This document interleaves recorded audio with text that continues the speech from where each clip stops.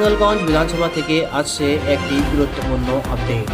কংগ্রেস প্রার্থী বিশ্বজিৎ রয় আজ হিঙ্গলগঞ্জের হন্ডারখালী ও খুলনা বাজার এলাকায় বিস্তৃত জনসংযোগ কর্মসূচি গ্রহণ করেন। সকাল থেকেই তিনি এলাকার বিভিন্ন জায়গায় গিয়ে সাধারণ মানুষের সঙ্গে সরাসরি যোগাযোগ রাখতে থাকেন। গ্রামের রাস্তায় ঘুরে ঘুরে তিনি মানুষের সঙ্গে কথা বলেন, তাদের দিন জীবন এর সমস্যা ও অসুবিধার কথা মন দিয়ে শোনেন।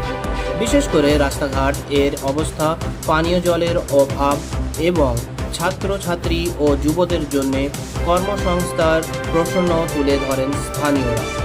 বিশ্বজিৎ রয় তাদের সব কথা মনোযোগ দিয়ে শুনেন, বলেন যে এই সমস্যাগুলো সমাধান করা তার প্রাথমিক দায়রার মধ্যে পড়বে যদি তিনি নির্বাচিত হন।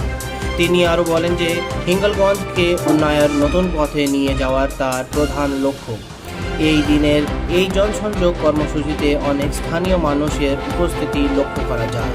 বড়দের থেকে শুরু করে যুব সমাজ সবাই তার সঙ্গে কথা বলেন এবং অনেকেই তার প্রতি সমর্থন জানান। খুলনা বাজার এলাকায় ব্যবসায়ীদের সঙ্গেও তিনি আলোচনা করেন, তাও নিজেদের সমস্যা তুলে ধরেন। বিশেষ করে ব্যবসায় বাণিজ্যের অবস্থা নিয়ে চিন্তা প্রকাশ করেন। সব মিলে আজকের এই জনসংযোগ কর্মসূচি হিঙ্গলগঞ্জ রাজনৈতিক পরিবেশকে আরও গরম করে তুলেছে। এখন দেখার এই প্রচার ও মানুষের সঙ্গে সরাসরি যোগাযোগ আগামী নির্বাচনে কতটা প্রভাব ফেলতে পারে।